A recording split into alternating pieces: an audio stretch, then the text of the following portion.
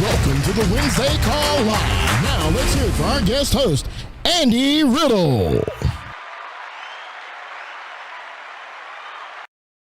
Well, welcome everyone to the TWC. I'm super honored to be hosting. Thank you, Andy and Jane Albright, for trusting me and my team to kind of host today's call and share with you guys. We're super excited to talk to you about building some residual income and generational wealth, and kind of the aspects that the way I look at it, and the way we go about trying to do that, and the way Andy's taught me over the last 17 years that I've been working with him, showing me. And the cool thing with building residual income for me it's been a new experience for me ever since I've started it. So it's not something that my parents taught me growing up. It's not something that I learned in high school. It's definitely not something I learned in college, but it's one of those things that I've learned completely through the Alliance, and everything that I've learned through Andy and the system and other leaders through the Alliance system has taught me everything is all my knowledge through building residual income. And there's been some very influential books that I'll share with you today that kind of set the pace for me to kind of understand that. And really, ever since I've been in this business, when I saw it for the first time, I saw the ability to build that residual income. That's what got me excited about this business, and that's what I've been excited about the last 17 years, and as we continue to go and take it to different levels. And I have some guests today, some very new with us, and one very new with us, and another one that's been around with a little bit, but it's getting more of that residual income coming on. So we're going to kind of like shoot things back and forth today, and kind of just talk about what they're trying to do, and strategies to do it, and ways that Andy has taught me over the years, kind of the aspects of building that residual income, and really showing us how to do that. And the crazy thing is, a lot of the stuff over the time that I've been looking at residual income and studying it and trying to get better at it and understanding how to apply it in my business here, most cases that I look at of other ways to do it, the returns are nowhere near as good as you can do here. It is shocking, like the return on your investments that you can get. So we'll get into that and kind of show you the mindset and the aspects of the investing tools that I use and the way that I look at it. But before we do that, we have an amazing contest going on right now from Columbian Financial Group, the Jumpstart contest that's running through March 1st. And we have Steven's going to do some drawings for some $100 gift cards, right, or something, right? It's $100. Yeah, something. $100 from CFG. Yes, three of them today, right? Yeah, we're going to do 3 drawings. So if you have written an application with CFG and gotten it issued, I have a list right here of all of those people, and we have given you a number that is on one of these balls in this spinner thing. So Ella, if you'll spin it and draw the first one. This is live. This is happening now. So that thing's definition is a spinner thing? Spinner thing. Yeah, spinner thing. That's what we searched on Amazon to buy. I was wondering what the definition of that thing was. So all right. So my first number is number 4, which is Julie Heimer. Woo!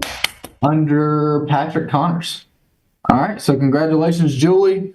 Contact us after this TWC, marketing@naaleads.com, and we'll get in touch with you on how to collect your winnings. Let's go ahead and do another one. Spin it again. All right.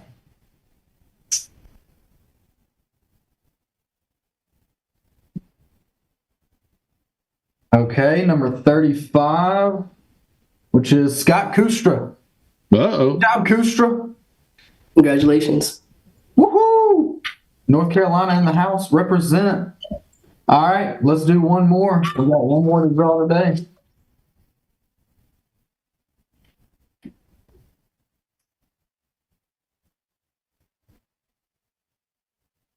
Thank you, Ella. And we got 56, which is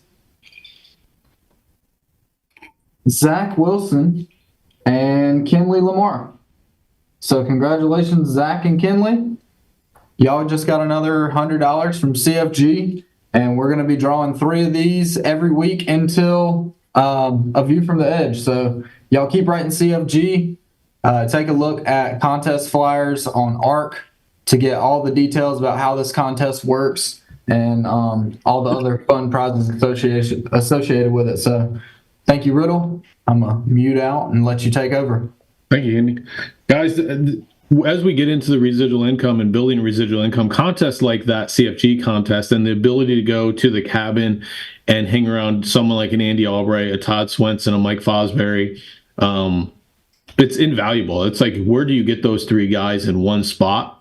So I would definitely try to win that contest and go after it and write CFG and get in there in that group, because those are a lot of that's similar to the places that I've gotten around Andy to teach me this stuff, a lot of this stuff, and have those kind of conversations that dig into it. So I'm going to try to do my best today to give you some of the knowledge he's given me over the years on building residual income. He gave me a pretty intense call the other night. He called me out of the blue, and we're talking about levels and things, levels of residual income and aspects of creating just lifestyle more than anything. Just to give you, like, my background from where I've learned about money was to save money, build a bank account, have a bunch of money in the bank. And Andy's kind of turned my thought on that. And still, I'm telling you now, even like yesterday, I guarantee I had a thought yesterday. It was like, I need to start saving more. I need to start doing this more. And that's a wrong thought. I'm going to show you why it is. But it's just so it's ingrained in my head for 47 years. That's the way it should be, and the way that the world tells you to do that stuff. And the way Andy has showed me time and time again of building that cash flow, that residual income, and the value of that compared to actual money in the bank. It's so crazy. And I want to show you some aspects today of how that works. Stephen, are they shown like where they're on there, or do I need to tell you when to bring those guys up? Oh, cool. All right, so these are, I got Brian Rojas, who a lot of you guys probably know, one of the top guys in the country, and Ashley on Michelle Colin's team, fairly new with us, but has been very aggressive with her questions to me on building a team. And that's kind of how I'm going to do today's show. Is I'm going to teach some stuff, and I want to talk to these guys. Brian's a little further along in the process, but still has nowhere near where his goals that he wants to do. And Ashley just getting started with us as we start building things up and building residual incomes. But a couple things, guys, just to kick it off. To get your learning, if you're brand new or you don't really understand how residual income and the power of it to do, this is a book I highly recommend picking up. Rich Dad, Poor Dad. It was one of the early books that Andy had me read that taught me so much about residual income and the power of it and the way it works and the importance of it, and really what's an asset and a liability. You know what I mean? I used to think certain things were assets in my life, and they're really not. They're liabilities. Really, by definition in this book, if it doesn't create income, it's a liability. So that's the simplest definition you can say. So a lot of people would say, no, my house is my biggest asset. This book will tell you that's a lie, unless that house is giving you income. If you have someone sleeping on your couch and paying your rent for it, it could be a little bit of an asset. But outside of that, it's not an asset. And for me, for 30, I didn't read this book until I was 30 years old. So for 30 years, I was told that. And this book has changed my thought. And trust me, once you read the book once, you're not going to be like, I changed everything I've learned from my entire life into what this book says. But I'm telling you, this is the groundwork of it. It's written by Robert Kiyosaki, Rich Dad, Poor Dad. It tells a story of how he's built that residual income in his life. He wrote a second book. He's written a few books, but the second book that adds on to that, it goes a little bit deeper from Rich Dad, Poor Dad, is a book called Cash Flow Quadrant. And this kind of explains the quadrants of an employee, self-employed, business owner, and investor. And the cool thing is with what Andy and Jane have set up with the Alliance is, as an employee, most people, we start with our employees, what they currently do. Like Ashley's got a job right now, which is cool. And it's fun. I had a job too when I started. And it's one of those things, and you can transition out of that employee into a self-employed, like insurance agent. An insurance agent that goes out there and sells is a self-employed individual. The B quadrant is going to be your business owners when they actually have a business. a business owner is really someone that you can walk away from and it continues to create income and actually grows when you walk away, not depending on what you do every single day to create the income coming in. That's more the residual income. And the I is the investor, where your assets or your money is what creates more money. And the cool thing is, in the alliance, you can be in all four categories and kind of move through those and graduate to them into different things as well. The investor is more like your Shark Tank. If you watch Shark Tank, the people go on there, they're looking for an investor. So your Mark Cubans and Mr. Wonderful and all those guys are the investors, that they're letting their money create them more money. And the cool thing is the partnership that we have with Integrity, you have that ability to do that here. And I'll show you that stuff too, and kind of how that works in the aspects of creating that wealth and in the aspects that we do. But those are two great books. I'm not going to read out of them. I'm not going to tell you. I'm going to teach a lot out of them, because if you haven't read them, you're going to think I'm really smart, and I'm just probably telling you what those books say. But I would definitely get them, study them, to do them as well. Robert Kiyosaki also built a board game called Cash Flow. You're going to hear me refer to that board game a lot today. I have crushed Brian multiple times in it, so he will hear that nonstop. I have not played Ashley yet, but she will get crushed too one of these days very soon. But it's a great board game. It's kind of like Monopoly, but it's on steroids, and it creates, you have a financial sheet, and you create, you pick your occupation. You could pick which occupation you want to be, and you get the finances of that person. So if you could pick a doctor, which makes a lot of money for the game, but also has a lot of debts, and then you could pick a janitor that makes very little money but has very little debts, and then everywhere in between. So you're doing that aspects. And so when you start, what we're talking about is here is Andy has created a thing called the Financial Independent Engine. It's on NA University. Once you log in, you go under resources. Now, if you're not logged in, it's not there. You got to log in, because when you go into resources, it'll show you a couple resources. If you're not logged in, log in, and then it'll show you more resources. Once you go in there, scroll down under resources. It's the Financial Independent Engine. This is what it looks like. This is what it is. It's 2 pages. It's really 1 page. He just has it 2 different styles. This one's wide open that you can fill out. This one here gives you ideas of what to put in each box. So here's the problem. This one is easier because it gives you things that you're like, oh, I would have forgot to put that on there, and it may remind you. The problem is it's not limited to just what's listed. I mean, if you have expenses, it's not like something that's not listed in the expense part. You still need to put it in your expenses because it's something that you're paying. So this one here. So let's just take this one. So what you got is up here in this top section with the stars, this is where you're trying to build. This is your residual income. If you're just getting started with, this is the zero. It's probably going to be zero. You probably don't have any coming in if you're just getting started with us. Right below it is going to be your income that's coming in. This is if you, like with Ashley, you're a recruiter, right? For recruiting stuff. You can say that, yeah. I work in compliance, so yeah. So she does recruiting stuff, compliance, and so her job pays her an income, correct? Mm-hmm. So she would put job, J-O-B, and whatever she gets paid every single month at her job. Yeah. Okay. And then below there, she also sells with us. She's a part-time agent with us currently and sells on the side of her job. So whatever her average sales are, she'd put that in there as well.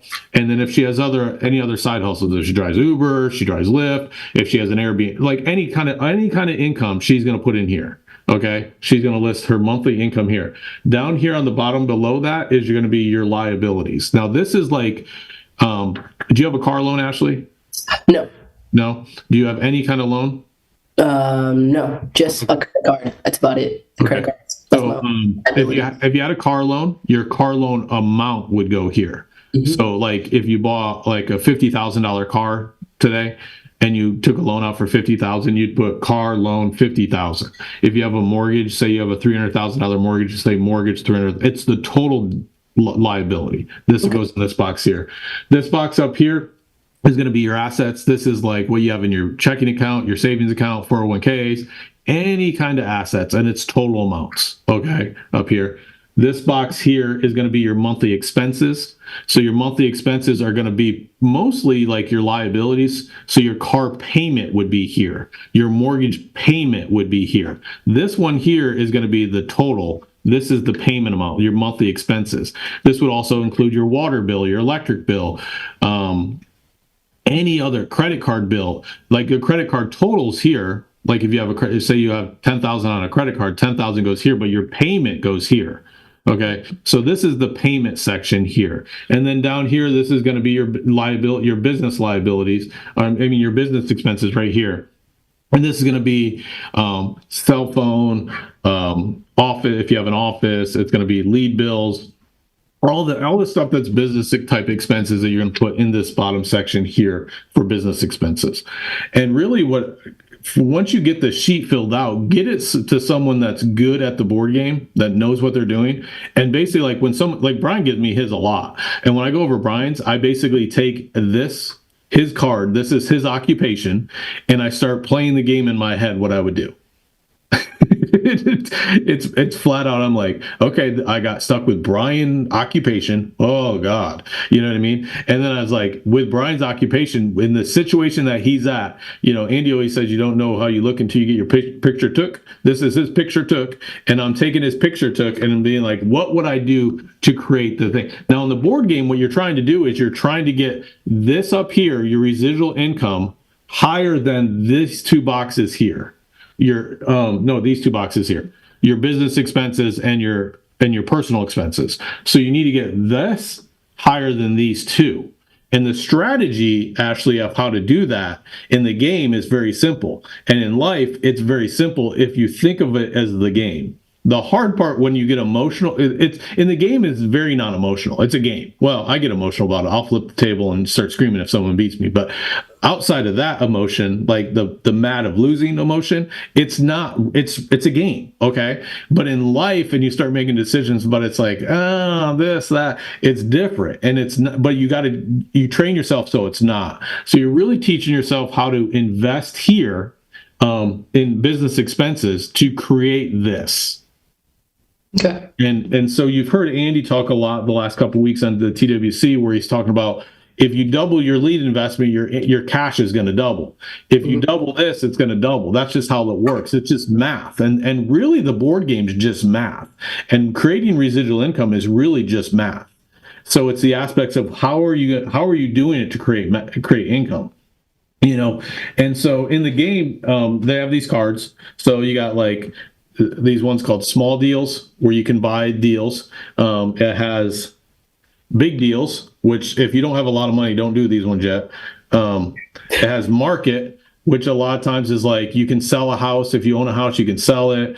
Different things can happen in the market. And then you have Brian's favorite, the doodads. Now this is like, for an example, this one says, buy a new tennis racket. You spent $200. So you'd have to pay the bank $200 for a tennis racket. And you say, I don't play tennis. I was like, well, you were thinking about picking it up, so you just got to pay it. You know what I mean? Or it could be a pickleball racket. I mean, good old pickleball. Yeah, good old pickleball racket. But those are the doodads, and the aspects of stuff. The funny thing is, like, I always use this example with the Super Bowl just happening. Someone just buys a brand new 80-inch TV, and they spent I don't know how much an 80-inch TV is, a couple $1,000. They buy it, and then they invite everyone over to their house to watch the game on their new TV, and they're showing off their new TV. But there's a TV in here that you get to buy on a doodad, and when you play the game, I just pulled your favorite one, Brian, the boat. You just bought a boat. Pull that one when I'm just showing examples. That's Mike's favorite. So, but you just you pull. There's a TV in there, and in life, that person's celebrating it and inviting everyone over to the house. Or the boat. When you buy a boat, you invite everyone to come hang out on the boat. You get it in this board game. You're like, I don't want no damn boat. I don't want a boat. I don't want a new TV. My TV works just fine. You know what I mean? But it's different. And in life, you get that emotion. You're buying off emotion, exciting. Let me show it off. The board game, you don't want to. It's disciplining yourself to play the life like the board game. And it's really cool is because what Andy has showed me with the residual income and creating it is the more business expenses that you make down here creates more income up here. And it's off a thing called return on investment. So you want to get good at building what they call ROI, what you'll hear me refer to as ROI, stands for return on investment. It's how much you put in and how much you get in return.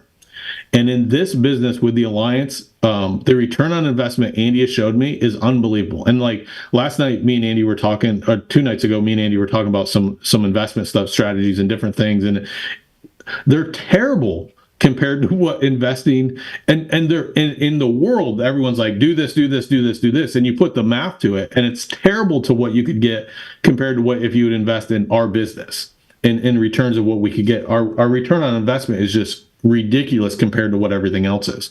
And so some of the things that people get a return on investment on and to build that residual income is where you want to go. And what you want to do is when you're playing the game, Brian will tell you, actually, you've played it, right? You said, yeah. So when you play the game, it tells you like this card right here, it's a home you can buy. Okay. You can buy a house. It says right here, it says return 40% ROI. So it's telling you flat out your return on investment is 40%. So the cool thing in this business is you can figure out what your return on investment is by recruiting someone. You can find your return on investment. It's just math. Now you can say, I'm not good at math. Get ChatGPT and say, what's my return on investment on this? I spent this much and got this much. What's my ROI? And it'll give you the equation, which I don't care about, but then it gives you the answer. That's all I care about. And it'll tell you. You don't even have to be good at math. You just got to chat GPT and it'll do all the math for you. You just tell it what to do. It spits it out. It's awesome.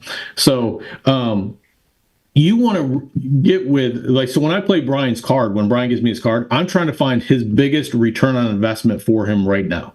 Okay. Now, the biggest return on investment is going to be some big deals, but he may not be able to buy those big deals. So I'm trying to get the best return on investment on deals that he can afford right now. And for you, Ashley, where you're at, I don't know your card, what your card looks like, but in the aspects of that, I want to get you the best return on investment now, which may not be as good because here's a big deal right here. It's healthy pizza company franchise, trend for nutritious fast food booming. Next to college campus, high traffic. Your return on investment is 60%. Cost $500,000. Down payment $100,000, but positive cash flow $5,000 a month. So it's a great return. But if Brian doesn't have $100,000 to put down on this, it's like this card looks awesome, but if he can't buy it, it does no good to him. So I don't want to show him things that he can't afford now, but I want to get him the best return on investment that he has. So kind of jumping into that aspects of the things that you do, things that you can start investing in is when you start hiring people or working with agents, is building that aspects of what are you pouring into it? How important is it to look at some stuff? So kind of, Brian, real quick, thinking of your organization, and when we started talking about this, what was it, a year and a half ago, trying to get you building more and building a team and doing different things, you were pretty much just a sales guy, correct? You were trying to build, but not really, and you weren't investing. You were just things weren't popping off, and I would try, but it's just I was not intentional about it. You know what I mean? You were just hoping it happened, right? Right. Absolutely. Okay. So let me give you an example. So I'm looking at Brian on the ARC. If you go in there, if you have a team, if you don't know it, Robbie's put some great tabs in there. There's one in there under my dashboard. It's money signed by direct leg, and you can see how much you're making month over month off organizations that you brought into the business. So I'd say a year and a half ago, Brian's was pretty much zero. So actually no return on investment. Okay. So right here, he brought on an organization called Jonathan Rojas, which is relation to him, his brother. How much did it cost you, Brian, to recruit Johnny? 3 years. How much cash? $0. $0. You guys have the same parents. Same last name, no? So here's a similar card to a Johnny Rojas for you. Okay. The cool thing is it's a big deal.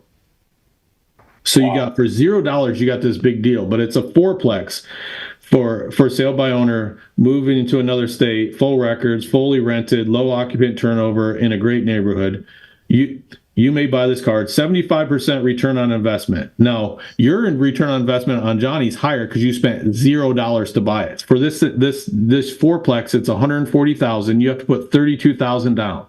So technically, the equivalent to this card is you put $32,000 down to buy your brother. Okay, because it gives you a positive cash flow per month of $2,000 a month. So when I look at the overrides off that sheet that on the ARC, you're making on average more than $2,000 a month on Johnny. I'm going conservative here. Okay. So when you think of that return on investment, this card for it's $140,000 to get this, and this is a high ROI, 75% ROI. Yeah. If you were to sell Johnny to me, if I said, Brian, I want to buy Johnny's organization from you, what would you sell it for?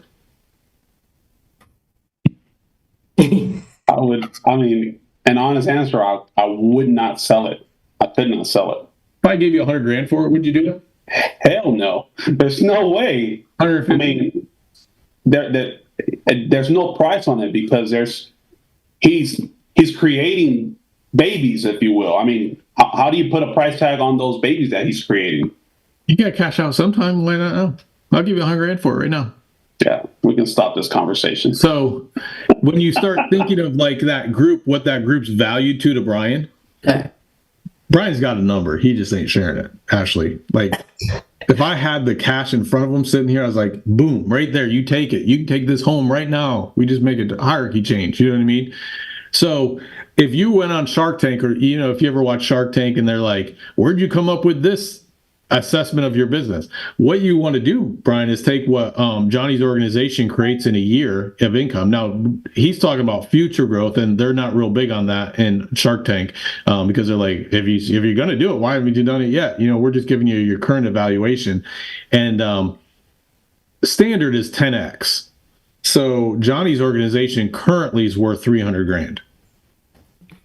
So when Brian gets frustrated with Johnny, start thinking that organization's worth $300,000. That frustration is not as bad. It's like, but you've grown that over the last 3 years that you've tried to recruit them, build them, have created an organization right now valued at $300,000. Wow.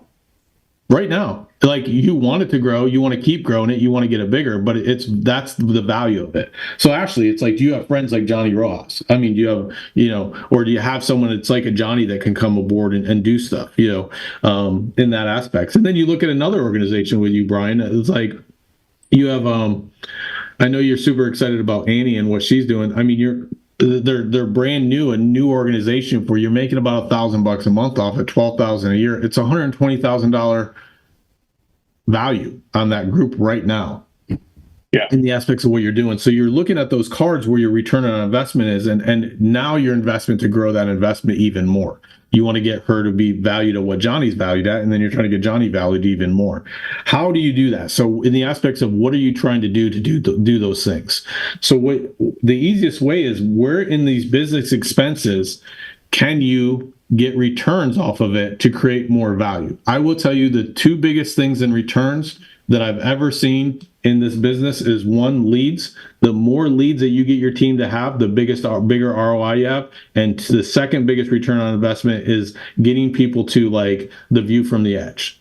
Like, I'm telling you, we had in our organization, we push to get people there because we know it's the highest ROI in return that we can get. In the aspects of what we can do, it's the groundwork of teaching people there's other ways to make money.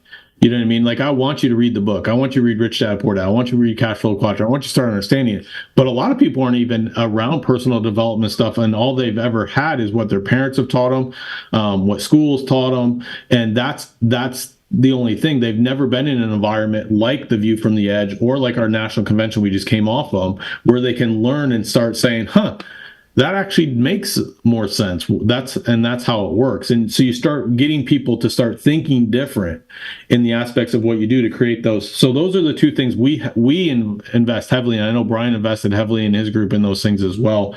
So you're looking to grow those things. So Ashley, Yeah, I know I'm throwing a lot out there. it's all good. I love it. Being brand new, like, what's your, give a little background on, like, where you came from, what you're doing now, and then kind of let's throw something at me, like what you're trying to do. Okay, so my name is Ashley, if anyone didn't know. I am under Michelle Jones, and I started the week of NatCon, to be honest. That Sunday, she told me. That Friday, I already was on a flight to go over there and join them. My background, I've been in customer service for more than 12 years. I've been working since I was 16. I've been recruiting, sales, compliance, and overseen every department of when I set a goal, I accomplished that. So that's a little bit about myself. How I was so jumped in as like, yes, I want to do this is actually the funny thing is Rich Dad Poor Dad. I read that book and it talked about going to courses. It talked about going to seminars. It basically talks about getting out the poor person mindset. And Michelle, literally one day I was like, we were meeting with Michelle. Michelle's a little background. Michelle and Michelle's wife is going into business with my current significant other. So one Sunday, that specific Sunday, I decided to go over their house and just speak and talk and actually break the ice because like I'm going to hang out with Michelle eventually. We're going to bound to see each other. And we did. And she told me about the organization and they talked about the 4 quadrants. I'm like, hold on. That's about Rich Dad Poor Dad. That's amazing. So I jumped in and I was like, this sounds like a great organization. They're actually looking, everyone's reading. That was another thing. Like everyone I hang out with, they don't really read or really want to improve themselves. And that was the first thing that actually me and Brian talked about. He was asking what book I was reading on my Kindle. I was reading at the time, The Richest Man in Babylon. And he's like, well, that's a good book. Keep going with that. I'm like, okay, this is somewhere I want to be around. People that actually want to increase their knowledge, want to increase their financial knowledge. And that's a little background on myself. So yeah, I just got licensed 3 days ago and I got my contracts, everything going. So I'm fresh. So this is an amazing opportunity. So with you being new, with the success you've had in the past, with the things that you're doing and what you're currently doing, because you said you've basically, in everything you've done, you've moved up, in that aspect. I capped out in everything in all the departments I capped out. What kind of things that the little bit you've seen us from being thrown into NatCon your first week and coming out, getting licensed and now hanging out with us for a little while. What are some things you see that you want to accomplish or want to get towards where you're at now and get to? What are the things that excite you and you're looking to do? To be honest, to be able to 10x my business, I want to actually learn how to do that. I'm learning from a great upline, Michelle. So to be basically better, be her or better than her, that's my goal. And that's where I want to achieve. I have a series of questions that I'm actually going to ask you in a few minutes. But my first one is, how do I 10x my business from the start? Right now, where I'm at, new, fresh, no bad habits, and how do I increase that within a year from now? Well, 10x of 0 is bad. Okay. 0. So we gotta get some numbers in. Yeah. So like, I think like the natural way in this business, like you have a job, which is great. Yeah, I'm not saying anything, and it sounds like you want to transition away from that. Am I accurate with that? Yes, we have a plan. Yes. So in the business, I think where you're at, if I was playing your cash flow sheet of this and getting to the aspects of where it's at, is one is freeing up time. I mean, how many hours a week is your job actually take now? 40 hours a week. 40 plus. Mm-hmm. Okay. So, and what you're doing right now is you're trading hours for dollars. Mm-hmm. As an employee, there's nothing wrong with it. A lot of people do it. It's I would say the majority of Americans work in that environment. It's perfectly fine. It's just it's for some people. It doesn't sound like it's for you. I want a front race. That's so like, how do you get away from that? And I would be like, the first thing to do is figure out how to replace your income with sales. So one thing Alex Fitzgerald taught me very early in this business is we sell to eat, we recruit to live.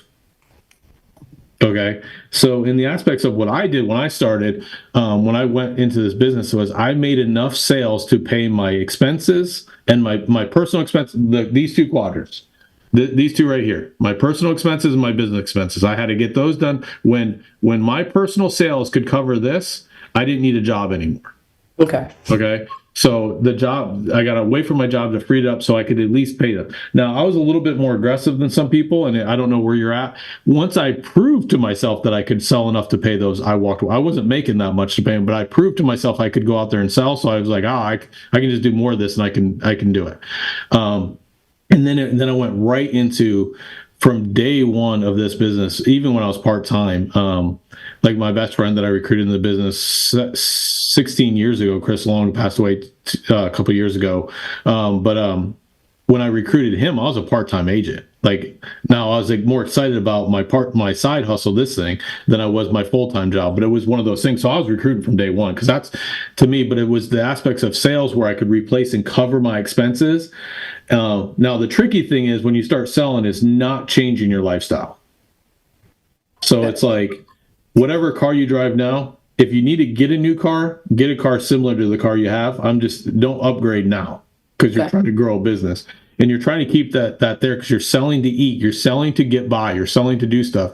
And when you play the board game, I remember the first time I played it with Michelle, she had just about had a heart attack because I kept her broke. You know what I mean? And you'll have to ask her, like she had to buy a latte and take a loan out for a latte. She's like, oh my God, oh my God, oh my God. I was like, hey, you're fine, you're fine. And she won, but she was nervous because I kept her broke, not buying stuff, not doing stuff, I kept her there. And we're just investing. And next thing you know, everyone thinks she's then dead last. And then next thing you know, she wins, and that's how this business works too. You're just getting by. And that's that sell to eat, recruit to build. So it'd be like sell to eat, invest to live, because that's where you get the financial freedom. You know what I mean? It's like it for me, I wanted freedom, and I still want freedom. So most of the things I'm doing now is to create me more freedom. So when I'm bringing on staff, it's create me more freedom, it'll create me more cash, which creates me more freedom, so that's what I'm always looking for. And that's what I wanted. My kids were little when I got in this business. So I wanted to create freedom so I could hang out with them more. I could be a better dad. I could be around them more in the aspects, but I needed cash to do that. And that's what created that freedom, that financial freedom life. And that's what that thing does. So with you, I would say right now, I would get some leads in your hand. Okay. And for me, I don't know what kind of income you make at your job, and we can go over your financial thing sometime, but we don't have to do it in front of the thousands of people right here right now. But taking like your financial thing and for me, I was very limited on time, and it sounds like you are too. You have a full-time job. You need to be very executed. So I'd come up with a plan to what you want to accomplish to get away from your job. Now, you don't need to come up with a plan. You just need to come up with what your comfort level is to what you wanted. For me, I wanted to do. I wanted to write enough part-time to prove to myself I could write consistently. So my goal was to write 8,000 in a month. Not a lot, but I was like, if I can do that in the very little bit of hours I have, and I open up 50 hours a week, I can do more of it. I just want to prove. So I did that 2 months in a row, and then I quit my job. I walked away. I was making $225,000 a year, and in my part-time side hustle, I was making like $4,000 a month, 2 months in a row. But I was only doing it like a day and a half. I was like booking appointments on Saturday, running Saturday, get done, and then I was done. And I was like, hey, if I open up 50 hours, I can offset this income. So come up, I'm not saying do my plan, but come up with your plan of what you want to do. Some people say, I want so much money in the bank. I want to be able to sell this stuff. My buddy Chris Long, when he started, he made his first sale, and when his first deposit came in, he quit his job. I'm like, oh my God. Like, it was nuts. But there's different levels of stuff. Brant Swindell, when he got started, he was making like 23,000, I think, a year, and he wanted to do it 2 months in a row, replace it, just working one day, replace his income salary, what he's making at Bank of America. He did it for 2 months in a row, and his wife's like, do it a third month just to prove that you can do it again. He did it a third month, then he quit and went full time with us. So come up with a plan, and we can help you execute that plan the most efficient way to do it, because you're going to be limited on time. So I always said buy good leads. For me, it was like, I have a job, I have money coming in that pays my bills. I'm going to invest in the best leads because I need it. I don't have time to go make 1,000 dials. I was like, I gotta get my appointments, get out there, because I was limited in time.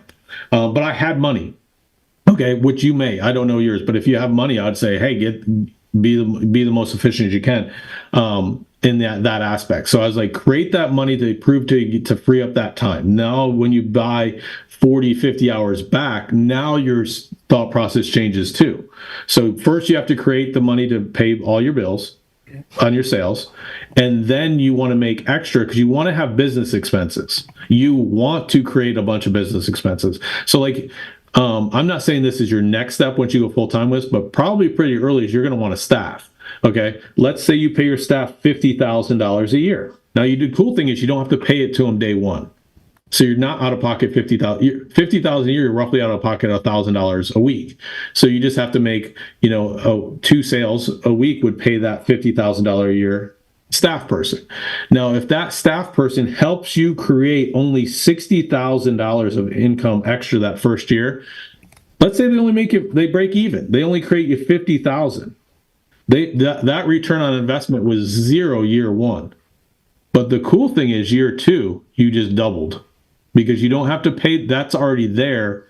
You don't have to pay to switch it. So if they give you a positive ROI, great. If they break even, great. Not losing anything. Yeah, because next year, if they create you you pay them 50,000 next year, and they create you another $50,000 of income, another $1,000 a week. Now they've created you 200,000 in 2 years, and that money's there. They're building. So it's kind of how it works. Is a lot of times, like if you think of like your job. So do you get paid every week, every 2 weeks? Is that Bi-weekly? Yeah, bi-weekly. Every 2 weeks. So you work 2 weeks. So you go. My screen's opposite of how I'm drawing it, but you work 2 weeks. So if you're down here, you're at zero. You just got paid last week, so you're at zero, and you go out there and you work 80 hours over 2 weeks. They pay you a check. They settled up with you. They paid you for what you did, and you're back down to zero. Then you work 80 hours. They pay you a check. You're back down to zero. What we're creating is your staff helps you. You pay them 50,000, and they break even and get you to 50,000. Next year, you pay them 50,000. They help you get another 50,000. But you're never settling up. You're just going up. So then you pay them another 50,000, and they say now you're making 150,000 a year for only paying them 50. Oh. And then year 4 you pay them 50, but now you're making $200,000 a year to only pay them 50. So that's to me, it's a good ROI. You never settle up because you're building a business. You're building a residual income. And so it's when you look at it that way, in the sense of the staffing thing, the first year might be tough. You may just be breaking even. You may just be doing this. But as they kill that residual income, you're not settling up and going back to zero with them. Your staff's settling up and going back to zero with you, but the income that they're creating for you is not. So it's multiplying that aspect. So if you paid someone 50,000, that only creates you 50,000, but it's creating you 50,000 residual income. You're paying them regular income. They're creating residual income. Oh, wow. That's good stuff. You know what I mean? So you start 4 years down the road, you're paying someone 50,000 to create you 50,000, but it's 4 years later, you're making 200. So your profit, your net is 150. Just for that one specific individual. Yeah, for that 1 year for that. And then you say, well, I'd hire 2 or 3 then. Okay. Then you're multiplying. And you're buying time. Because the cool thing is, like, your staff, it's freeing you up. So like my staff works 40 hours a week. I'm basically buying their hours of life. So, you ever hear like we have the same 24 hours in a day? Mm-hmm. I always say that's not true. Like Andy has more hours in a day than I do. And that's why it's a huge advantage because he has more staff than I do. That's why he has more. Now, technically, Andy only has 24 hours, but Andy buys more hours because he has a staff. So let's say, like, Jessica's one of my staff. Say she's half as good as me, okay, in doing half as good. So I pay her for 40 hours a week, but I could do what I'm so amazing, so good. I could do what she does in 40 hours in 20, okay? So I'm basically buying what I pay her. I'm buying 20 hours a week of freedom. And I can do what I want with that. Whatever I want. You know what I mean? I can invest that time into making more residual income. I can invest that time hanging out with my kids. I can invest that time. I can do a mix. I'm buying hours because I don't have to be doing it myself. Then I multiply it again and again and again and again and create that residual income. So the idea is getting you out of your job and creating that residual income at the same time. So it's the aspects of where we put things from there.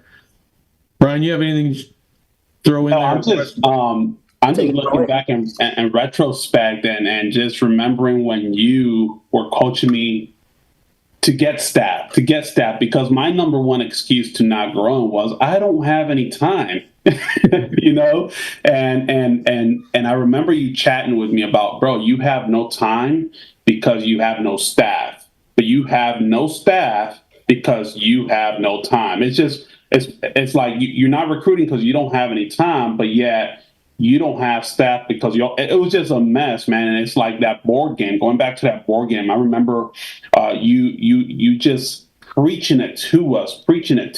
And the moment we started playing it, different type of questions started sparkling up, and one of the things that I remember you telling us is first you want to play the game to learn it, then you want to play it to understand it, and then you want to play it to apply it in real life. And it's like, if I would have never started with that game, Andy, I would not have understood the call that you had made, I think a week or 2 weeks prior. That call on getting the return on investments on getting your guys leads, but also getting your guys to our national conference, right?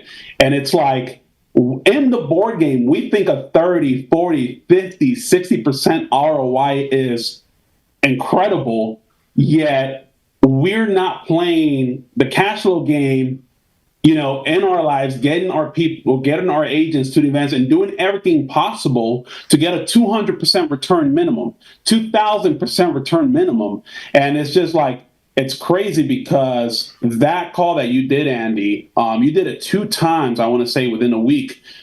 The value that came out of that and what it's done for our organization, man, it's been crazy. I mean, our guy, we just started catching it, and we just started throwing just everything we had to it. You know what I mean? And it's crazy how you're just talking with Ashley about it, and Ashley is just starting from like a higher level now. Where Ashley, get ready, man. If you just pay attention to everything that he's saying, oh my God. So Ashley, these are 2 cards. This is how I play cash flow. Okay. If Brian's played with me multiple times, I do pretty much the same strategy almost every single time. And I do the same strategy when I'm teaching someone like you how to be successful in this business. So remember, I said sell to eat, okay? In the game, the sales to eat is these cards right here. These are 2 cards. These are stock cards. I just put, this is Onto You Entertainment Company. Stock price today, $5. Typically trades between $10 and $30. So I get this card. I buy as many shares as I can. Okay. Now, and here's another one. It's MYT for You Technology. $5 today. It usually trades between $5 and $30. Okay, so I buy these like crazy. I'd buy as many as I can. These are leads. Okay, this is actually buying leads. So you say, how many should I buy? As many as you can, because you're trying to create cash to invest in your business. So the question is, how many can you do and stuff to do? So when you're part-time, you may not be able, you shouldn't buy as many as you can because you don't have enough time to work them. When you're full-time, I'd say buy as many as you can because you need to go out there and create cash. What I'm doing in the board game is I'm trying to create cash as fast as I can so I can start buying deals. Okay. And I really want big deals. I don't want this. I'll take small ones, but I'm looking for the big ones. Okay. Because these are small deals, the stock ones. Now, the cool thing is in the game is, when the stock comes up, so only you can buy the stock when you pick up the card. That's why I buy a ton of it. But if Brian picks up the card that says that same stock I bought for $5 and he can buy it at 40 now, I can sell it even though he picked up the card. So the selling of your stock is you actually going out there on the leads and making personal sales. So if you spend it in this business, no joke, if you spend $1,000 in leads, you should make $10,000 of income. Especially if you use the Brian Adams thing that he taught at conference, where the legacy the legacy thing. What's that thing called? The referrals. Yeah, to get referrals, or you do the ERS system that Brian teaches on any university, the different aspects, and get referrals. It even goes more than 10x off your investment to what you do. But these cards are what you sell the stock for. So these are those 2 stocks that's for sale for $40. So this card comes up. It said it traded between $5 and $30, but there's a card in there that it actually goes up to 40 because something good happened. I am selling and I'm taking all the cash I got to do it. That's where when you buy leads, it's buying stock at a low price, and when it comes available, you made sales at a 10x value of it. That's an 800 return invest. That's a 700 return ROI on your business. Buying leads to selling them, going out there and selling them at a good pace, like not even a rock star pace, just like a normal pace. 700% ROI. Nuts. Nothing else does that. So once you start getting good, Ashley, and you start making sales like that, then you have cash to start investing. Okay. The next card is these small deals too, but these are homes. Okay. These are houses. So this one here is you got this house, $50,000 house, 3-2, cost is $50,000. You got to put down $3,000 and it gives you a positive ROI of $100. That's Okay. awesome. 40% ROI. Not bad. So this is like you recruiting somebody, hiring somebody. You start making a little bit of cash off of them. The good deal is when you do enough of these, and one of these small houses, now this is going to sound weird, transforms into a fourplex. So Johnny Rojas was a 3-2 house, making a few sales here and there, and Brian was making $100 ROI. But Brian worked with Johnny, coached Johnny up, had spent time with him, done things, and turned Johnny into a fourplex. The fourplex returns $2,000 a month in there on top of that. So those are the things that you're doing. Building. He's turning that stuff into that stuff. So you're trying to help your guys get that return on investment going up in that aspect stuff to create that residual income. And how many times can you do it? Now, if you have a staff doing it, that's that $50,000 you're paying a staff. They find you a Johnny Rojas. Now, depending on how good they are, they may work with them and get them up and going. You may work with them, but it's creating that more residual income. It's how fast and how many times you can do it. To get out of the rat race in the board game, it's saying you have to multiply your residual income 100 times more than what your liabilities are. I can tell you right now, outside of Albright, no one in the Alliance has ever done that. And we have some very, very financial free people in the Alliance. So I could just imagine if mine was 100 times my liabilities. It would be nuts. You know what I mean? But that's what I'm working on. And it's like, how fast do you want to do that?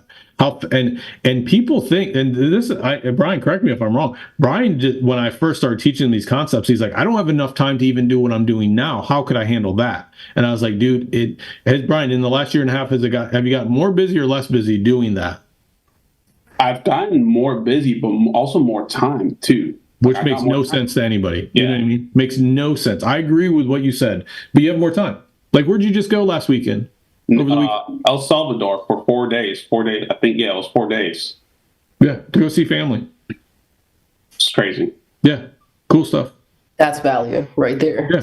Like, just getting your time. Is he busy? Absolutely. Guess why he's busy? Because he's trying to build more residual income. Yeah. But he's got time to go do that. When you were only selling and you were so busy, could you have figured out how to do that? No, and it freaked me out. I had no peace of mind. Because I was 3-4 days away from the field. See, I was self-employed. So it's like, oh my God, 4 days out. Oh my, like I'm not there. Something's going to happen. You know what I mean? I had no peace of mind. So anything while you were gone, it was a smooth ship. Right? So what's crazy is I was texting, I was calling my guys while I was out there. You know what I mean? Somebody would call me from the home. You know what I mean? But for the most part, Lacey was also putting in people in and whatnot. And it was just like, it was the first time where I felt a smooth transition. Everything was okay. You know? So Ashley, do you have any questions now off of that? Yes. So basically what you said. So once I get to the point of being that person that goes from selling, because you're always going to sell because we have to eat, how do I convince someone starting off like myself? Because I want to, from my first question that I asked you, from someone in my shoes, what do you recommend? You said go fast, like go fast. And I'm like, right. Now everything going hand in hand is making sense. How do I explain that to someone else so they could understand that? So when I could recruit them to basically teach them like how he did it with his brother. Because he took 3 years. How do I cut that 3 years and make it to only a few months? The more influence you have on the person, the faster they're going to go. Okay. And not to say Brian doesn't have influence on Johnny, but it's family sometimes difficult. I don't know about yours, but mine is. Betting yours is too.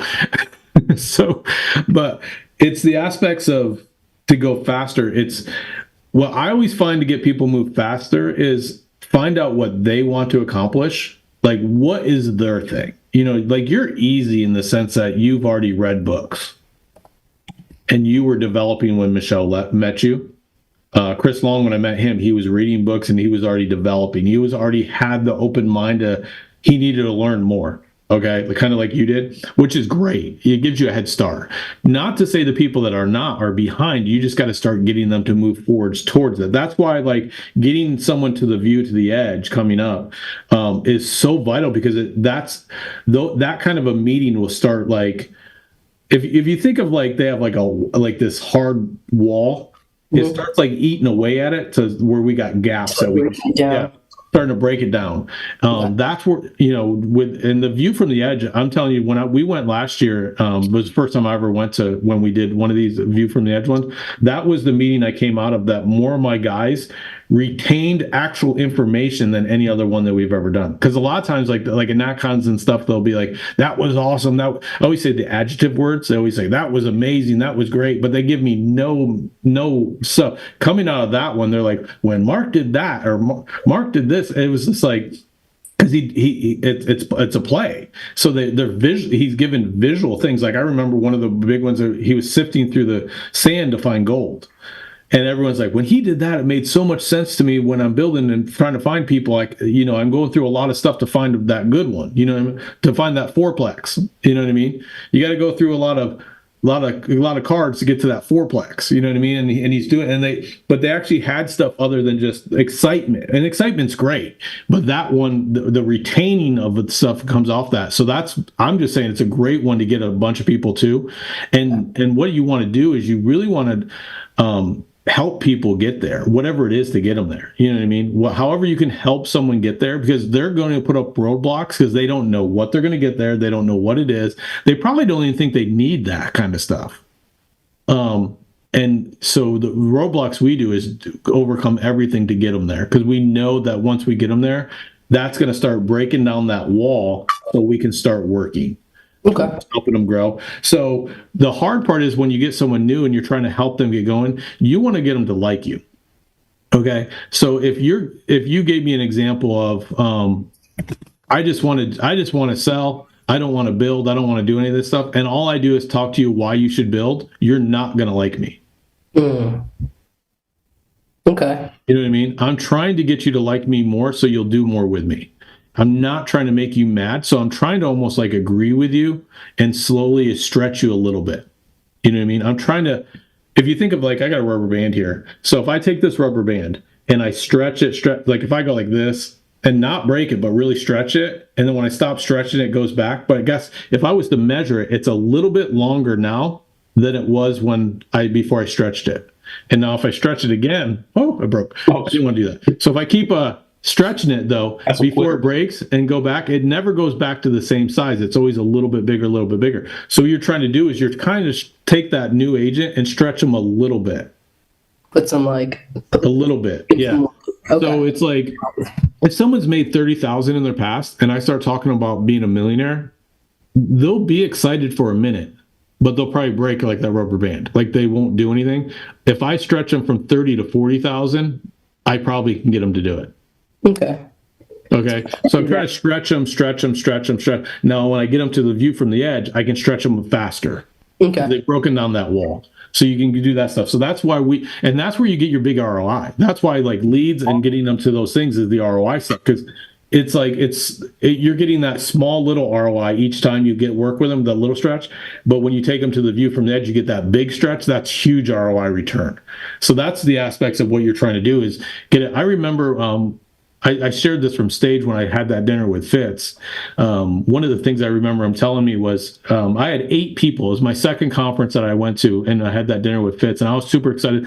I went from me at the first one to 8 to my second conference. I got to have dinner with him. That was the reward.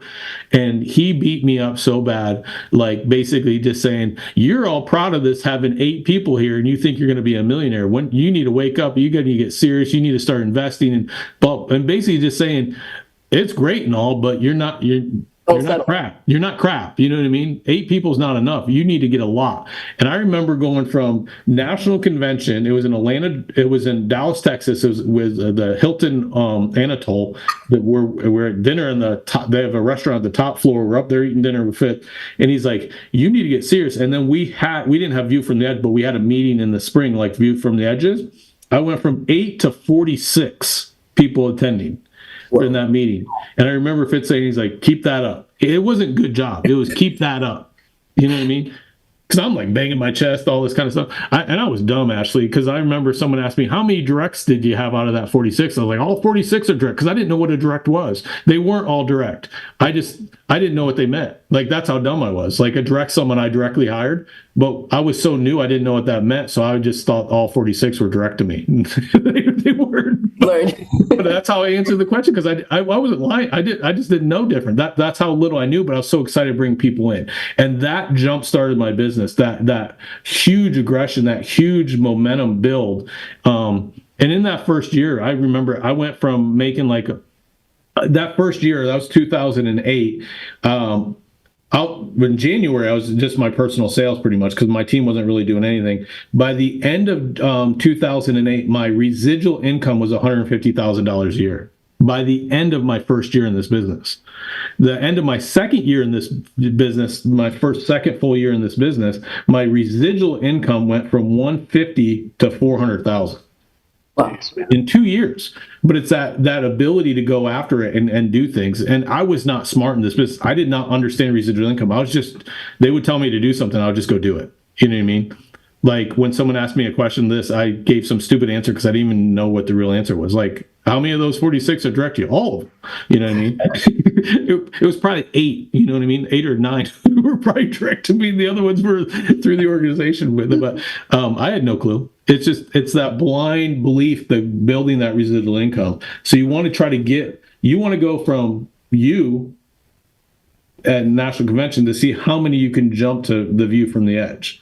Okay. And then view from the edge to family reunion, whatever that number is. So to 10x your business, you need to 10x your attendance. Okay. So the faster you 10x your attendance at those conferences, the faster you'll 10x your business. Okay. So funny that we're falling into this subject now. So what is the number in mind of the amount of people you think, or I should be talking to a week, a day? Or is there no limit? Well, it depends what you're trying to get to. Okay. If you're trying to go from 1 to 10, I would say you need to talk to as many as it takes. Okay. Really what it is if you're going from 1 to 10, you had 1 at National Convention, which was you, and you're trying to get to 10 to view from the edge. It's like, whatever it takes to get 10. You know, here's the thing. If I talk to 10 people, being that I've done the business longer, let's just say I'm better. I'm not saying I'm better, but let's just, for examples, I'm better at this point. I could convince people faster to go. To get 10 there, I may have to talk to 50. Okay. For you to get 10, you may have to talk to 200. But here's the thing. You say, well, Andy, you have an advantage because you've been in the business 17 years. That's your advantage. I agree. I do have an advantage because I started earlier. Okay. Here's your advantage. If I only talk to 50 to get 10 there, and you talk to 1,000 and get you 100 there, it doesn't matter. The way you catch up with someone that has more experience than you is put in more activity.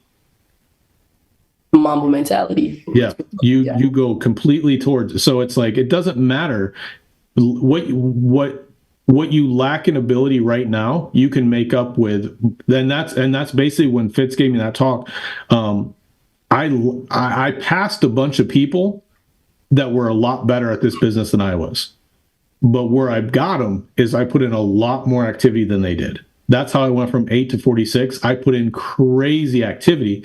Now, I'm not saying I don't know everyone's numbers. Someone may have put more percentage growth than I had, but I didn't care because I put in max effort. I emptied the tank in that 90-day window. Okay, I did everything I could to get as many people as I can get there. So that the aspects of what you're doing is, if you can beat someone, like you could beat a Fitz, you know what I mean? Now he's sharper than you. He's been in the business a long time. He's been around Andy more than he hasn't been around Andy in his entire life. He's well trained. He's like, I don't mess with him because he's a mind like wizard. He'd start messing up my head. Like, he's smart. You know what I mean? But the way I can beat him is outwork him. Okay. You know what I mean? Now he'll say, like, you're not going to outwork me. That's where the challenge comes in. I don't need much sleep, Fitz. You know what I mean? That's kind of the aspects. And it's like, let's go. And even if you don't, it's who cares? But you put in max effort. And that's what you want to try to do. And it's 10Xing it. And you're really trying to get, 10. You say, I want a 20X. Okay, get 20 there. It's simple. It's simple to do. And that's where that craziness will go in your business. Okay. I'm excited. Brian, do you have any questions or anything you want to throw in? I'm just writing notes right now, man. Like,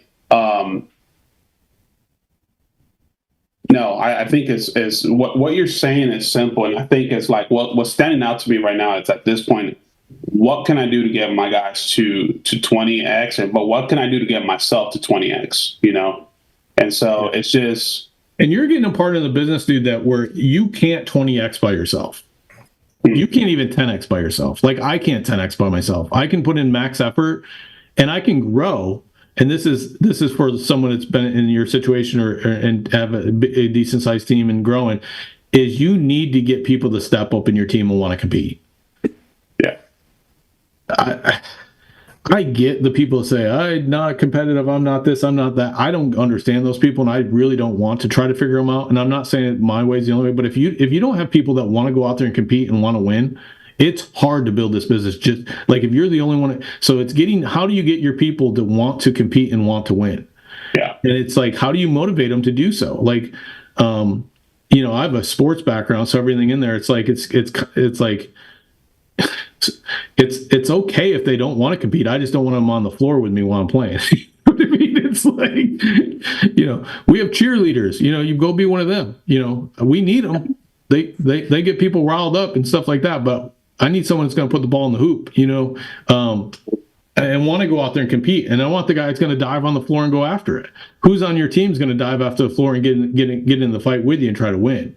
You need guys on your team that are going to compete. You need guys that are going to invest. You need guys duplicating what you do. The reason I went from 8 to 46 in that short period of time, Ashley, is because, like I said, I remember how I said all 46 were direct to me. It's not true. You know what I mean? Out of those 46, probably like 8 of them were, I probably had 8 guys direct to me, but I had 2 or 3 guys duplicating what I was doing. Okay. That's how you get massive growth. That's the multiplication factor in this business. Getting people to start in your group. So when you may hire 10, if you hire 10 direct to you and 2 of them start recruiting, massive growth. You don't need all 10 of them. You need all 10 of them. Jim Rome, I remember years ago, I listened to, he's passed away, but he's like a multi-networker. He's like, if I bring 10 people to the meeting, 3 get in, 7 don't. So Ashley, I need you to come to that. I don't care if you're one of the 3 or one of the 7. I just need you to be one of the 10. You know what I mean? It's like, if I bring 10, I don't care which one you are. I just need you there. Yeah. Because I know out of 10, I'll get 3. So if you're one of the 10, it helps out. And where you fall after that's good. You know what I mean? So it's the aspect you're trying to get someone to duplicate what you're doing.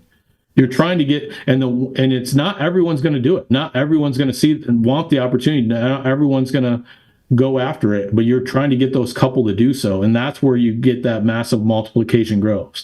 I had 2 guys that I remember from that January one to the April one, I had 2 guys that started duplicating what I did in the same amount of time. And off of that crazy growth, jump started my business crazy from day one. Oof. Okay. So Brian, with you, it's like who can start duplicating what you're doing, and how, and like where you're in the fight, who's in the fight with you, who's going to get competitive, who's going to want to win, who's going to want to push, who's going to want to create that residual income aspects there, and stuff. So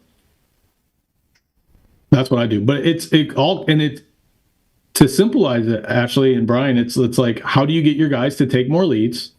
Or take leads to invest, to create cash, so they have cash to invest in their business. So you're taking that ROI that you get off the leads, and here's the thing: if they're brand new, like you, Ashley, I'm not expecting. Like with your successes before, you have a much better shot because and the reason you have a better shot is I guarantee every success in the previous businesses you did, it wasn't just handed to you. Is that correct? That's correct. I had to work for it. Right. And guess what you're going to have to do here? You're going to have to learn some stuff. Michelle's going to teach you some phone script stuff. You're not going to be a natural. She's going to have to teach you something, but you understand that because that's what you had to do with your promotions before. You had to work and get better. And we're going to help her do that. And then you're going to get good in making sales and print cash because you're just going to go, oh, I can spend 1,000 here and make 10,000. Like if I could take this light switch and every time I turned it off and on, you gave me $1, I would wear this thing out. I'd be like, like all day long. I just sit here, you know what I mean? And it's like when you get good on leads, like someone like Michelle O'Brien that can go out there and make sales. That's what leads are. It's like, oh, you're gonna give me I take 1,000 and magically turn it into 10,000. When you have that, now it's like, what are you doing with the extra cash to invest to build that residual income? And where do you placing that? So you take you were finishing off that sentence. So you take the ROI off the leads. So the leads are going to give you an ROI to create cash. So like when you play the board game, so it's going to take the board game makes you pay your bills. Okay. It takes it out of your paycheck. So what you want to do is like whatever your monthly expenses are and your current business expenses, which should probably for you, Ashley, are much smaller than Brian's right now. Okay. So you just take those two expenses. Once those are paid, the additional sales that you make is going to be your profit. Okay. Off your profit, you want to take that profit and decide how much you're going to take of that profit and invest in your business. I can tell you what I did. 100% of my profit and what I had on my credit cards, I spent. Here's why, Ashley. What did you spend it though? Did you spend it on investments? No, to create residual income. Okay. Can you clarify investments with us though? Because most people are thinking Bitcoin, real estate. Yeah, it's things in this. Like I even have people. You bring up Bitcoin, always say, "What are you invested in?" I was like, "I invested in myself. I don't trust anything else. The only thing I trust is myself. And I know what I'm going to do. You know what I mean? That's my investment." But so in the aspects of where the extra money goes to, we would work on ways to build. To get the small deals. How do you get a house? How do you find a 3-2 house? How do you find a condo? How do you do this? How are we going to help you invest, for this down payment on this house, it's $3,000 down payment. Where are we taking that $3,000 to help you find to get a residual income, to start getting a residual income $100? This one here is $0 down, but creates $100. This is a 3-2 house, but $0 down, but 50,000 costs. This is a lot like Johnny from day one. It was a free one for Brian because he didn't have to put anything down, but there's still a residual income. This one here is $5,000 down, but it gives you $160 a month, a little bit more, but it's in the aspects of what are we doing to create those smaller deals and then trying to morph them into that fourplex or morph them into that pizza shop, that you're built and to get higher returns of that bigger deal, and how we're working with them to do that. But it's the investments of you create that cash and create the extra after you pay your expenses and how much you want to invest. And for me, I was aggressive. You know what I mean? I spent every 100. Now, some people say, I don't want to spend 100% of it. Okay, well, how much do you want to spend of it? How much of that extra do you want to invest every single month, and where do you want to go? It's not that you're wrong. Okay, so say you're making $10,000 a month extra. Okay, after your bills are paid, and you say I only want to spend $5,000. The only thing it's doing is slowing down your growth. And I'm okay with that because you're investing $5,000, a big deal. But I invested 10. Bam. Went all in. Yeah, because I wanted to win and I wanted to win quick. You know what I mean? And it's like, and you're like, what if it does? And people would say to me, what if it doesn't work? I was like, figure something out. If it don't work, what if it does? No. What if it did? I'm going to lose. I'm in a jail, so why not? Here's the funny ones. When I run into my old Merrill Lynch friends, they're like, "You still doing that little insurance thing?" I was like, "Yeah, I'm still doing this little insurance thing." But I get in my Porsche and pass them on the highway. It's cool. So as a person that's trying to build a business, because I remember you and I talking, I used to trick myself into thinking that I was investing everything, right? How would you tell a new person how to keep track of like what you're really spending or investing in your business once you make that profit? Like one of the things I remember telling you is you thought you were investing in your business when you were buying leads. Yeah. And leads are they're not a business investment. They're an investment to create cash. The result of investing in leads, the result of that, of making the sales and creating cash, is what you do with that cash. Because buying leads and going to make sales actually there's no residual income. Well, there's a little bit. Like you make the back end money, you make the 4% or on a final expense, whatever the back. I don't count that. Okay, it's just because it's so little. It's nice. I don't send it back, but I mean, it's not what I'm trying to grow. What I'm trying to grow is a business. So what Brian was doing was he was like, I'm investing in my business, buying this much in leads every week, and I was like, dude, you're buying cash. you're trading $1,000 for 10,000. It's what you're doing with the 10,000 is what's driving me nuts.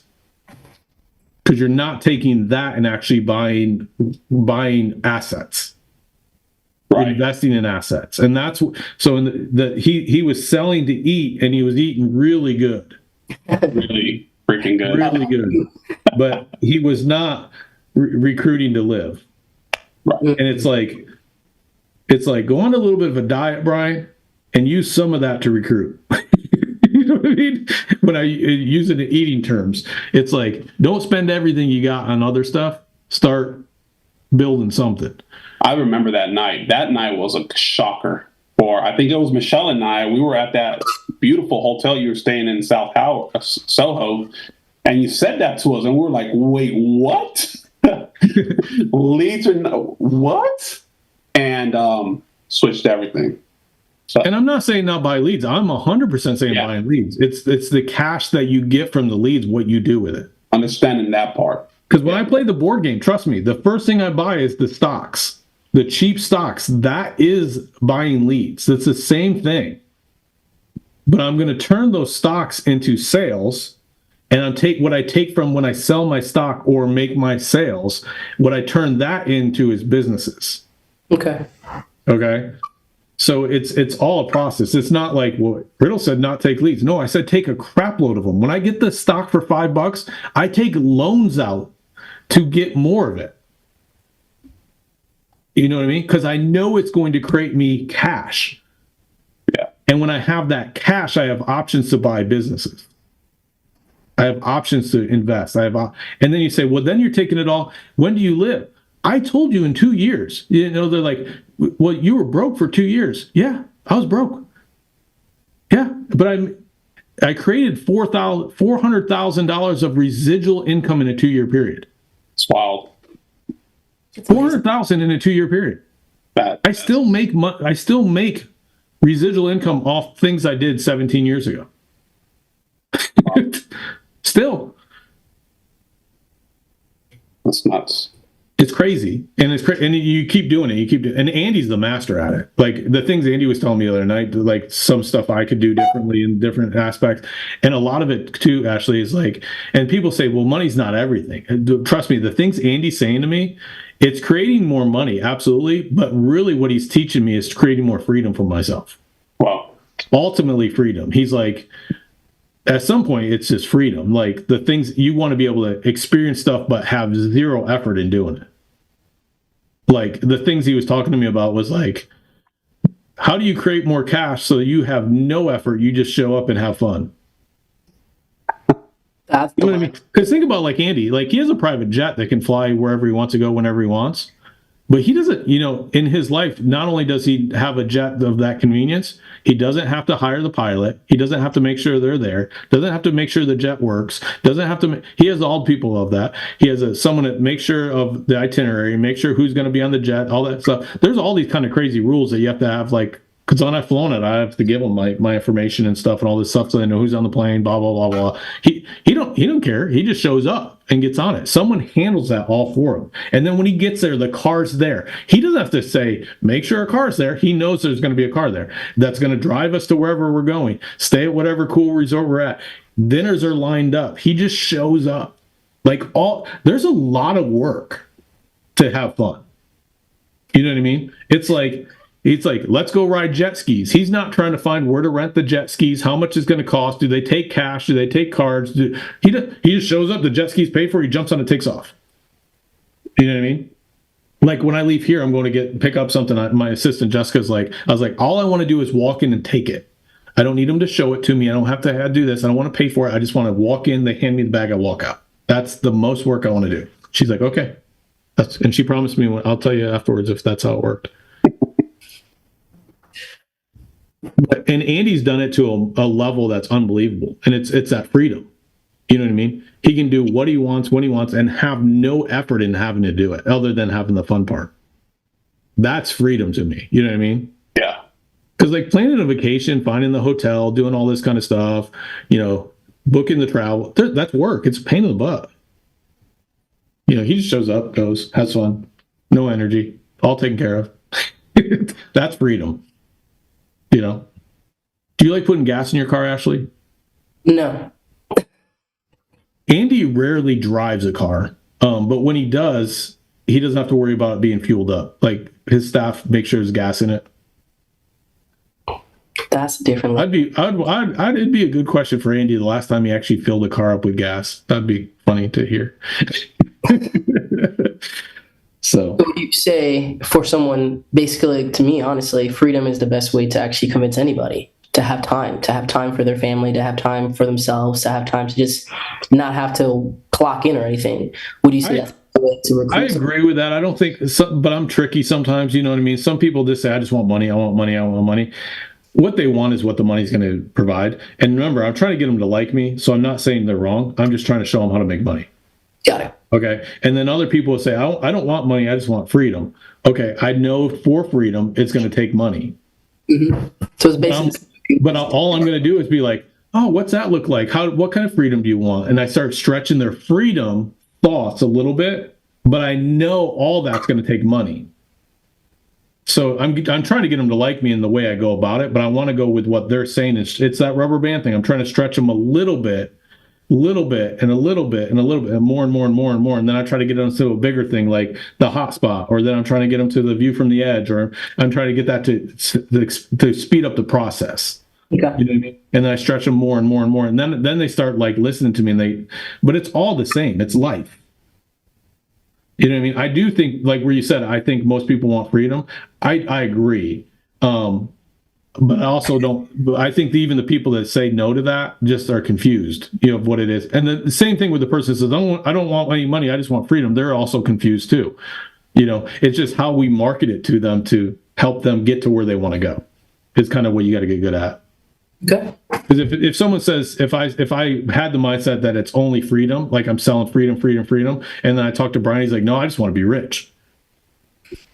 You know what I mean? Then I'm like, well, let's get rich. Like I'm switching my marketing strategy instantly. Whatever you like, I like. But I'm doing the same thing. Like what I just told you, how to get rich or how to create residual income, I'm doing it to him, but I'm doing it to get rich. And if you're the freedom girl, I'm doing it to you to get freedom. But it's the same process.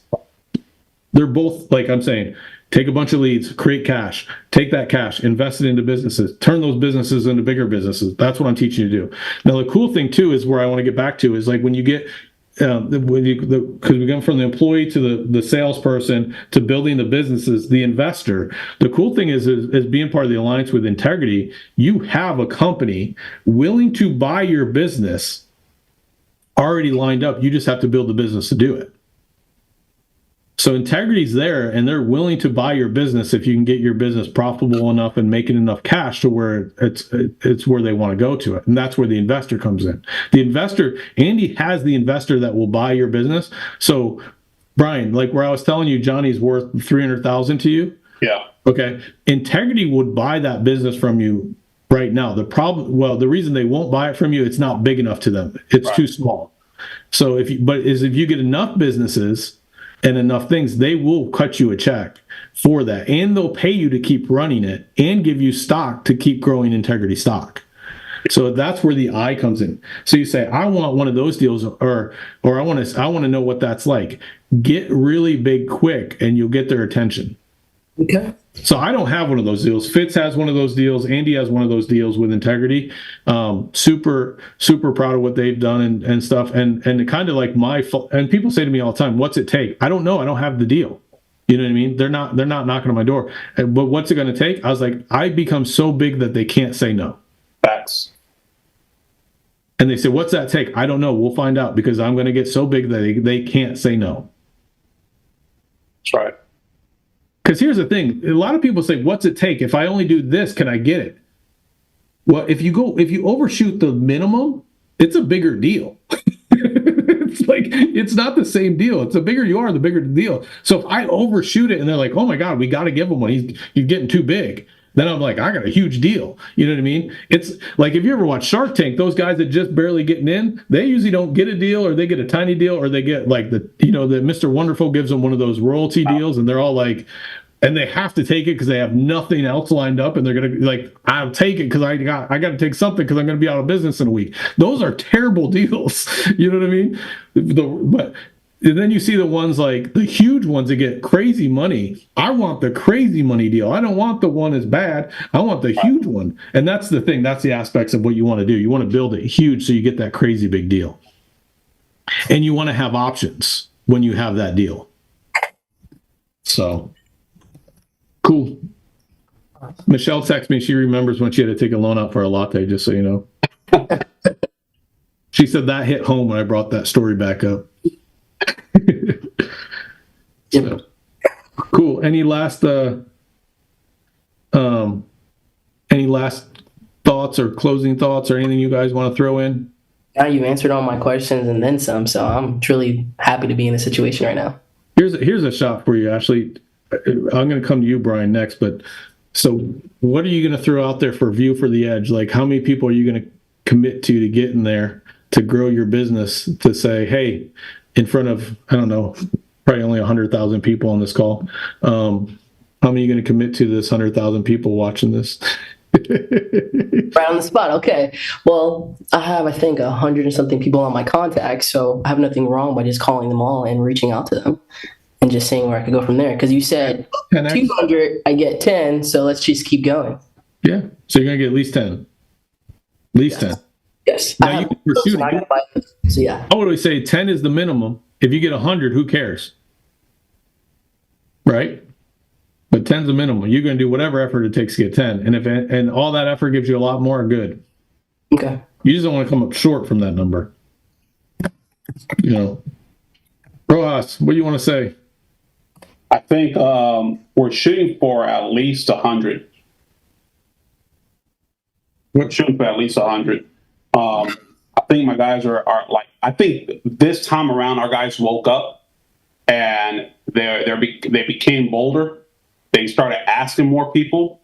And I think we all together simultaneously actually learned the art of asking. If we don't ask, we don't get, and that's the biggest thing that we did. Once you gave us that ROI call, we went full throttle, you know what I'm saying? And I think that was, if we did 23 people at NatCon, why can't we 5X that now? Now we have a group of like 5 people that actually want to invite other people lined up. So I think we can. How many do you have at NatCon? 23. So like before that call, we only had 9. So you went from 9 to 23 in 2 weeks. That's why you're here, Ashley, is probably that call, because that made Michelle talk to you about it, because I was challenging her to push too. So think about this. Michelle, whatever she had before, and I think Michelle had 15 people there, roughly. I could be off by a little bit, but and say you're the only one that grows out of the 15 that went there. So say you turn into, if you take 10 people there, I guarantee your organization is doing over $50,000 a month. So if you're doing $50,000 a month, and let's just say Michelle only has a 10% spread on your organization, that's $5,000 residual income off a 10% spread off $50,000 organization. That is bigger than the fourplex. The ROI on that's going to be like 4,000%. There's not a 4,000% ROI card in here. That's where I'm saying, like, the things that happen in here. Heck, this one's 2,400. If you do 50,000 a month, that's 2 12-unit apartment buildings. 2. So this is just one. You would be 2. You'd count as 2 apartment buildings for Michelle. So Brian, like what you're doing with yours, if you can multiply, and that's one. She had one good one come out. Like hopefully she has more. But I'm saying if only one, that's the crazy ROI that I'm talking about. Yeah. So you say, why should I take what I make off my leads and invest it? You're trying to get that 7,000% ROI person. Oh yeah. And you want as many shots to get the one that's a 7,000% ROI. Yeah. So when Brian said he's going from 20 some to 100, he knows he's got, out of his 20, he may have got 2. And hopefully those 2 can help him get to 100. And when he gets 100, maybe he'll get 5 that are going to be. So if he has 5 7,000 ROIs out of that 100, his life changes forever. Yeah. Yeah. And that's when I went from 8 to 46, when Fitz challenged me to actually start working and really putting in huge numbers. It changed my life forever. forever. Like he even said it. He remembers that dinner now. I remember the first time I brought it up. He goes, "I don't remember ever having dinner with you." Now he remembers it. but yeah, and I just remember him just. I had a list of questions asked, and he got so frustrated after 2 or 3. He's like, it just hammered me. I didn't get to ask the rest because I was so blown away with the one. It's like, crap! Oh God, I'm full. Get me out of here. But it changed my life forever. And that aggressiveness and that playing the cash flow game. It was selling enough to make enough that I could invest heavy in this business. So it's invested in leads, make sales, take the sales, the money I make from the sales, invest into aspects to create more businesses, and then work with those businesses by helping them develop, helping them get better, getting them books in their hands, really doing the 8 steps, getting them on calls like this, getting them on the meetings that we have going on, like in Tampa. I know I'm in Tampa next Thursday, so like getting people there. That's not going to change. You're not necessarily going to change. You're stretching them a little bit. Okay. You know what I mean? And then we get them to the view from the edge and let the guys, Mark and all the other speakers stretch them a little bit more. Then come back from there and you stretch them a little bit more. And next thing you know, you got that. And not all of them are going to want to be stretched. Yeah. But Brian has 100 and he only has 5 that want to be stretched and want to do something good. Okay. He only got 5 but those 5, the returns he's going to get off that 5 is going to be unbelievable. Now, the other 95, some of them may just be like the 3-2 house or a condo. It's still not a bad deal. It's just not a 7,000 return. And some of them won't do anything, which is okay too. And they may lead you to someone really good one day. Just you love on them, you keep them around, and stuff. And that's the aspects. That's how I've built my business. That's how Andy's always told me to build it. It's changed unbelievably the things that it's done in my life and the ability that we do. And there's tiers. We'll keep teaching you more and more to go further. Like I was blown away. It was one of those random calls. Andy's in a car, calls me out of the blue. He's like, "Hey, can you talk?" And it was like, I thought it was going to be like a quick tell me something that's going on or something like that. And it was like an hour-long teaching session. Like, I was like, this was nuts. Like, it's one of those things I was like, I wish I recorded this. You know what I mean? It's like that was a nuts call. And it keeps going. And it's so much fun, but it's just to build that freedom, build that residual income, build that generational wealth. Fun stuff for you and your family and the things that you want to accomplish. So, guys, I hope this helped. Again, the books Rich Dad Poor Dad and Cash Flow Quadrant are the 2 that I think are really good first reads. Get the board game. I wish I could get Robert Kiyosaki to give me some commissions off selling his board game, but he doesn't. But I'm telling you that game has changed my life, and a lot of my guys like Brian that I played it with and stuff, I've seen the way he looks at things and changes the idea of what he's done in his business, and that's how I've made money. that's my commission, is him learning from the board game.